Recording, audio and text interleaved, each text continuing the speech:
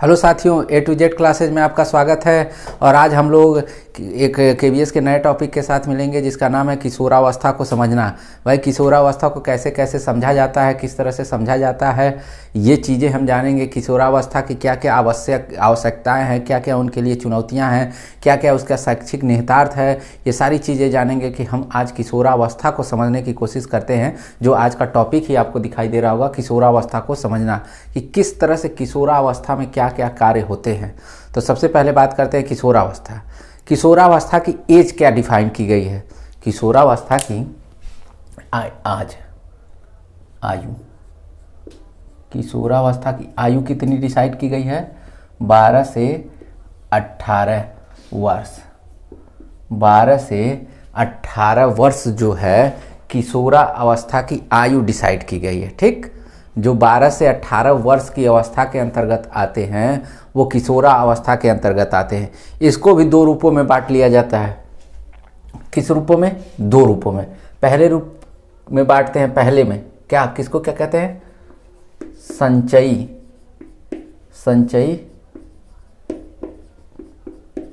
किशोरावस्था।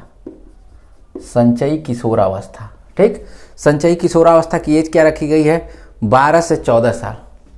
एज की बात करें तो ये 12 से 14 ईयर रखी गई है। ठीक, एज जो 12 से 14 वर्ष के बीच आते हैं विद्यार्थी, वो संचयी किशोरावस्था, एक तरह से कहा जाए तो पूर्व किशोरावस्था के अंतर्गत रखा जाता है। आप दो रूपों में पढ़ते हैं ना, पूर्व किशोरावस्था, पश्चिम या उत्तर किशोरावस्था। ये संचयी किशोरावस्था भी कहते हैं। ये प्रश्न एग्जाम में आता है, इस तरह से पूछ लेता है, आप फंस जाते हैं कि कहते किसे। दूसरे वाले को कहते हैं परिपाक किशोरावस्था। परिपाक किशोरावस्था। ठीक, परिपाक किशोरावस्था क्या होता है भाई? इसकी 15 से 18 साल, 15 से 18 साल इसकी एज डिफाइन की गई है। अब दोनों के बारे में हम थोड़ा थोड़ा बता दे रहे हैं कि संचयी किशोरावस्था क्या होता है, परिपाक किशोरावस्था क्या होता है। संचयी किशोरावस्था के अंतर्गत समाज में जो भी कार्य होते हैं बालक क्या होता है, देखता है, उनसे वो सीखता है। समाज के अन्य कार्यों को उसमें नेतृत्व करने की बात आती है, समाज सेवा की बात आती है, आदर्शवादिता आती है, घनिष्ठ मित्रता आती है। ये सारी चीज़ें क्या होता है, वो समाज से देखता है, समाज में रह के विद्यालय में जाके ये सारी चीज़ों को वो देखता है और समझता है। ठीक, ये संचयी किशोरावस्था के अंतर्गत आता है कि वो सारी चीज़ों को देख के संचय करता है, अपने अंदर वो समाहित करता है, लेकिन उसका प्रयोग भी तो करेगा। मान लीजिए हम बस देखें उस कार्य को प्रयोग ना करें तो क्या मतलब है? तो उसका प्रयोग भी वो करता है। किस रूप में करता है? परिपाक किशोरावस्था। परिपाक मतलब जो चीज़ अब हम सीख लिए, समझ लिए, अब हम उसका प्रयोग करेंगे। किस रूप में? परिपाक, यानी परिपक्व हो चुके हैं हम उस कार्य को करने के लिए। अब वो हम कार्य करेंगे तो उसको क्या कहेंगे? परिपाक किशोरावस्था। उसकी एज क्या रखी गई है? 15 से 18 वर्ष, यानी पूर्व किशोरावस्था भी कह सकते हैं, उत्तर किशोरावस्था या पश्चिम किशोरावस्था इसको कहते हैं। अब दोनों के बारे में हमने बता दिया कि संचयी के अंदर, संचयी से शब्दों से आप समझ रहे होंगे संचय करना, और परिपाक मतलब परिपक्व होना, यानी कुछ चीज़ों का हम संचय करते हैं और उसका बाद में हम प्रयोग करते हैं। इसमें संचय करते हैं, इसमें प्रयोग करते हैं। तो हम नैतिकता, सामाजिकता, व्यवहारिकता के सारे गुण हम संचय कर रहे हैं और इस रूपों में हम इसका प्रयोग कर रहे हैं। ठीक, जिसमें क्या होता है, इसमें क्या होता है, माना जाता है कि सबसे पहले लंबाई में इसकी वृद्धि होती है। जो शैशवावस्था में जैसे जैसे इसकी वृद्धि हो रही थी, शैशवावस्था में जैसे जैसे इसकी वृद्धि हो रही थी, ठीक उसी तरह की वृद्धि किशोरावस्था में भी हो रही है। ठीक, कहा भी जाता है कि किशोरावस्था जो है, जो शैशवावस्था की पुनरावृत्ति है। एक रास महोदय का कथन है, रास महोदय के, किशोरावस्था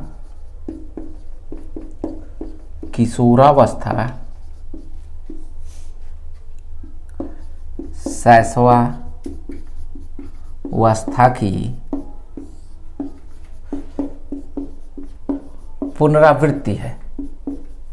यानी जो कार्य हम कर रहे थे शैशवावस्था में, ठीक उसी तरह के सीखने की क्षमता, कार्य करने की क्षमता, लंबाई, भार, मांसपेशियां में सुदृढ़ता आती है। हम सोचने समझने अनुकरण द्वारा जो चीज़ें सीख रहे थे, बहुत तेज़ी के साथ वो चीज़ें हो रही थी। जिस तरह से हमारे बॉडी का शेप बदल रहा था, ठीक किशोरावस्था में हमारा शेप बदल रहा था। ये जो कोटेशन है ये रास महोदय के अनुसार है कि किशोरावस्था शैशवावस्था की पुनरावृत्ति आप पढ़ते होंगे। ठीक, कहा जाता है तनाव और तूफान का काल किसके द्वारा?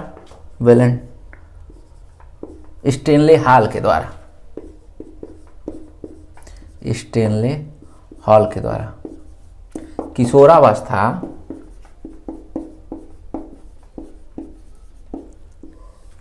तनाव व तूफान, संघर्ष, विद्रोह की अवस्था है, विद्रोह की अवस्था है। ठीक, किशोरावस्था है जो ये जो है तनाव, तूफान व संघर्ष और विद्रोह की अवस्था कही गई है। किसके अनुसार? Stanley hall. क्योंकि इस वक्त शिशु जो किशोर जो होता है बड़े तनाव में रहता है, उसको अच्छे समझ की बहुत अच्छी पहचान नहीं होती है, क्या करें क्या ना करें, ये भविष्य को लेकर चिंतित भी रहता है। वो अपनी किसी बातों को लेकर टकराव हो जाता तो बड़ा जल्दी नाराज भी हो जाता, तो संघर्ष कर विद्रोह के मतलब वो चाहता है कि हमको स्वतंत्र रूप से रखा जाए, हमको किसी तरह के कंडीशन में न रखा जाए, हम अपने हिसाब से जो करेंगे वो करेंगे। तो वो अगर वो गलत काम करता है, पिताजी चाहे कोई अन्य सदस्य उसको बोलता है, तो वो उससे विद्रोह कर लेता है। इसीलिए स्टेनले हॉल ने ये बात कही है कि किशोरावस्था जो है ये तनाव और तूफान का। किलपैट्रिक महोदय भी यही कहते हैं। किलपैट्रिक किशोरावस्था को किस रूप में कहते हैं? किशोरावस्था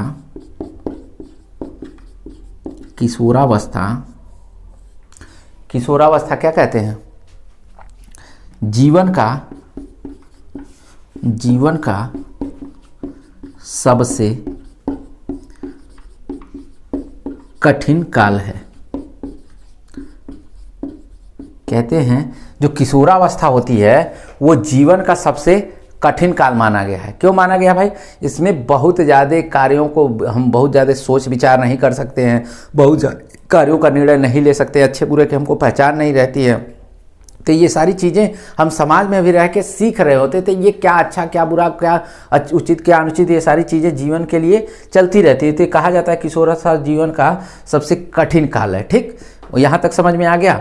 अब वाटसन महोदय का भी एक कथन है, वो भी जान लीजिए। ये भी एग्जाम में बहुत ज़्यादा ये कथन पूछा गया है कि जीवन का स्वर्णिम काल किशोरावस्था है। किशोरावस्था है यानी जीवन का जो सबसे स्वर्णिम काल है, जब से सुंदर काल माना जाता है, वो किस अवस्था को माना जाता है? तो माना जाता है किशोरावस्था को ही अपने जीवन में गोल्डन पीरियड माना जाता है। गोल्डन, इसी में बनने और बिगड़ने के चांस होते हैं। अगर इसमें बालक को सही ढंग से ट्रीट किया जाए, अच्छे ढंग से उसको सारी चीज़ों की व्यवस्था की जाए, तो बालक बहुत अच्छा निकलेगा, यानी बहुत अच्छे व्यवहार के साथ, बहुत अच्छा सामाजिकता के साथ वो जो स्थान प्राप्त करना चाहता है समाज में, वो स्थान प्राप्त कर लेगा। इसीलिए इसको बनने और बिगड़ने की आयु भी कहा जाता है। ये थे कुछ कोटेशन जिसके माध्यम से आप ये कह सकते हैं कि ये किशोरावस्था है। इसी को तो समझना है हमको। मैंने कोटेशन के माध्यम से एग्जाम में कोटेशन पूछे भी जाते हैं, आप चाहें तो इनका स्क्रीनशॉट लेके रख सकते हैं। और भी मैं अभी आगे बता रहा हूं कि किशोरावस्था के बारे में कुछ, ये स्क्रीनशॉट ले लीजिए।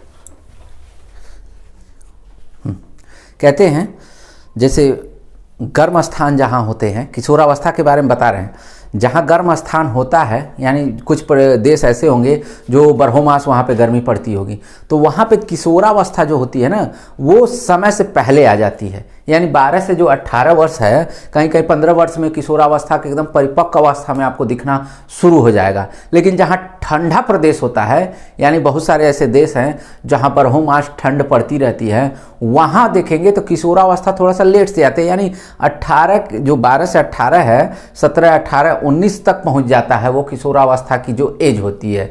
तो ठीक, तो ये जो गर्म ये चीज़ें प्रश्नों में पूछी जाती है कि कौन से स्थानों पर किशोरावस्था पहले आ जाती है, तो गर्म स्थानों पर किशोरावस्था पहले आ जाती है। कौन से स्थानों पर थोड़ी देर बाद आती है, कुछ सालों के बाद आती है, तो आप कहेंगे जो ठंडे प्रदेश होते हैं, चाहे ठंडे देश होते हैं, वहाँ पर किशोरावस्था बाद में आती है। एक लाइन और भी कहा जाता है कि जो लड़कियाँ होती हैं, लड़कियाँ वो उनमें किशोरावस्था लड़कों से 2 साल पहले आ जाती है। ध्यान से सुनिएगा, जो लड़कियां होती हैं उनमें किशोरावस्था लड़कों की अपेक्षा 2 साल पहले आ जाती है। ठीक, ये चीज़ें हैं, यानी किशोरावस्था लड़कियों में 2 साल जब पहले आ जाती है तो वो चीज़ें हम जानते रहते हैं कि भाई ये चीज़ें हैं। क्यों? क्योंकि उनके शारीरिक आकार बदलते हैं, उनके भाव भंगिमाएँ बदलती हैं, उनके रहन सहन बदलते हैं, तो बहुत सारी चीज़ें आपको देखने को मिलती हैं। किस रूप में? किशोरावस्था में। तो ये किशोरावस्था की समझ होती है कि क्योंकि इसमें मनोवैज्ञानिक भी मानते हैं कि शारीरिक और मनोवैज्ञानिक की दृष्टि से इसमें जो चीज़ें होती हैं शारीरिक वृद्धि वो बहुत तीव्र गति से होती है। मनोवैज्ञानिक इस चीज़ को किशोरावस्था मानते हैं कि जो शारीरिक बनावट होती है और शारीर के कार्य होते हैं इसमें बहुत तीव्र गति से परिवर्तन होता रहता है। तो ये चीज़ें हैं। अब इसको कहते हैं कि आवश्यक क्या क्या चीज़ों की आवश्यकता किशोरावस्था में पड़ती है। आवश्यकता व चुनौतियाँ, चुनौती कौन कौन से आवश्यकताएं होती है भाई? तो वो कहता है कि हमको समाज सेवा करना है, तो यानी समाज सेवा की भावना होगी।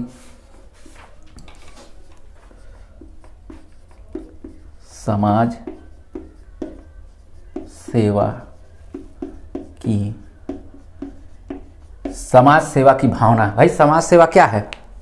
वो चाहता है कि मुझे समाज में सेवा करने का मौका मिले, क्योंकि वो समाज के लिए कुछ करना चाहता है, समाज में अपना एक स्थान बनाना चाहता है, समाज में लोग उसको जाने पहचाने, वो ऐसा काम करना चाहता है, लोगों से अलग हट के काम करना चाहता है। तो वो उसके लिए चुनौतियां होती हैं कि वो कार्य को कैसे करेगा। तो वो उसके लिए चुनौतियां क्या कार्य करता है कि वो आड़े टेढ़े काम करता है, अच्छा लगने के लिए ऐसा काम कर जाता है कि लोगों की नज़र में वो बहुत बुरा काम हो जाता है। तो वो इस तरह की हरकतों से समाज सेवा की भावना कि उसके अंदर भावना रहती है, लेकिन अच्छा काम करने के बजाय वो पासा पलट जाता है और वही काम उसके लिए बुरा हो जाता है। तो समाज सेवा की भावना होती है भाई। नेतृत्व की भावना, दूसरे पॉइंट पे आते हैं। नेतृत्व, नेतृत्व की भावना, इसके अंदर लीडरशिप की भावना होती है। लीडरशिप, किशोरावस्था में बालक क्या करता है भाई? मुझे ये बना दिया जाता, मुझे एक दिन के लिए डीएम बना दिया जाता, मुझे एक दिन के लिए सीएम बना दिया जाता, चाहे वो कोई कार्य मुझे दे दिया जाता तो मैं बड़े अच्छे ढंग से करता। तो उसके अंदर इस तरह की भी भावनाएं पाई जाती हैं कि क्लास में मुझे मॉनिटर बना दिया जाता तो मैं ये काम कर लेता, अगर मुझे जिले का डीएम बना दिया जाता तो ये कर लेता, मुझे सीएम बना दिया जाता किसी प्रदेश का।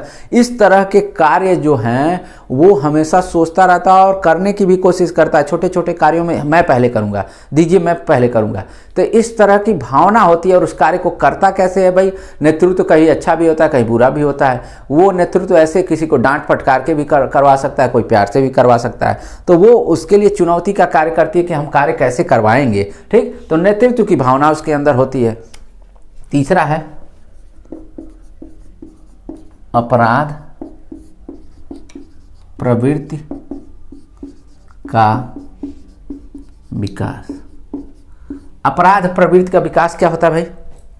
इस एज में बच्चों में थोड़ी सी ललक होती है, इनको मार देंगे, उनको पीट देंगे, ये कर देंगे, वो कर देंगे। तो लोगों इस उम्र में क्या होता है कि लोग किसी के बहकावे में बड़ी जल्दी आ जाते हैं, अच्छा बुरा अपना नहीं जानते हैं, जो उनके लिए सही लगता है वही करते चले जाते हैं। और वो ये चीज़ नहीं जानते हैं कि ये चीज़ें गलत हो रही हैं। गलत को भी वो अच्छा मान के, अपना गर्व मान के, अपना अच्छा कार्य मान के लोगों में दहशत फैलाने के लिए बहुत सारी चीज़ों में वो इन्वॉल्व हो जाते हैं, लेकिन उसका दुष्परिणाम वो नहीं जानते कि आगे इसका भविष्य क्या होगा। तो इसीलिए कहा जाता है कि ये अपराध प्रवृत्ति का विकास भी इस अवस्था में बड़ी आसानी से हो जाता है। ठीक, तो ये भी एक चुनौती है।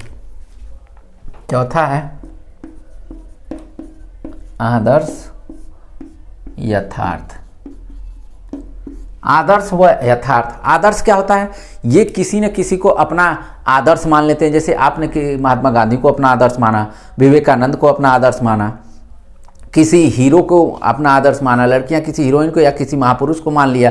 तो हम चाहते हैं कि हम जिनके आदर्शों को चुनते हैं हम उन्हीं की तरह बनने की कोशिश करते हैं। हम भगत सिंह बनना चाहते हैं, हम महात्मा गांधी के विचारों पे चलेंगे, स्वामी विवेकानंद जो कहते हैं हम उनकी तरह बनना चाहते हैं, उनके कार्यों पे, उनके पद चिन्हों पे चलेंगे। तो ये आदर्श होता है। और यथार्थ क्या हमारे लिए सही है और क्या हमारे लिए गलत है, इन चीज़ों का भी हमारे अंदर उस आदर्शों के तहत पता होता है कि क्या चीज़ें सही हैं, क्या चीज़ें गलत होती हैं। हम उन्हीं चीज़ों को फॉलो करेंगे जो यथार्थ रूप से हमको पता है। हम उन चीज़ों को कभी फॉलो नहीं करेंगे जो यथार्थ रूप से हमको नहीं पता है। यानी यथार्थ मतलब तुरंत तत्काल जो हमारे लिए दिखाई दे रहा है, आपको मैं दिखाई दे रहा हूँ, बिल्कुल मैं आपके लिए यथार्थ हूँ, लेकिन फिलहाल आप मुझे नहीं दिखाई दे रहे हैं, आप मेरे लिए फिलहाल यथार्थ नहीं हैं। ठीक, आदर्श, ये आदर्श मतलब किसी को आइडियल मान लेते हैं। ठीक, घनिष्ठ मित्रता, घनिष्ठ मित्रता, इस एज में घनिष्ठ मित्रता बहुत ज़्यादा पाई जाती है। क्यों? क्योंकि 4 लोगों का समूह बना लेंगे, 5 लोगों का, और उसी में मर मिटने की बात करते हैं कि तू अगर किसी के साथ कोई पंगा होता है तो चारों मिलके झगड़ा कर लेते हैं, 5 मिलके कर लेते हैं। ठीक, क्योंकि वो मेरा मित्र है, वो अपने मित्र में श्रेष्ठ बनने की होड़ में, अपने मित्रों में ही श्रेष्ठ बनने की होड़ में कि मैं तुम्हारे लिए ये कर दूंगा, मैं तुम्हारे लिए वो कर दूंगा, मैं एक ये कर दूंगा, वो कर दूंगा, फलाने ढिकाने करने के लिए इसमें गड़ी घनिष्ठ मित्रता। यानी एक मित्र को कुछ कहो तो दूसरे मित्र को बुरा लगना शुरू हो जाता है। ठीक, और एक प्लान बना लेते हैं कि चलो आज इनके साथ ये करते हैं, चाहे इनका ये सामान है ये ले लेते हैं, वो ले लेते हैं। पूरा ग्रुप के साथ वो करना पसंद करते हैं। अगर उसमें एक बार सफल हुए, 2 बार सफल हुए, तो वो सोचते हैं कि हम बार बार, हम मित्र 4 5 हर बार हम सफल हो जाएंगे। तो ये घनिष्ठ मित्रता की भावना पाई जाती है। विद्रोह की भावना,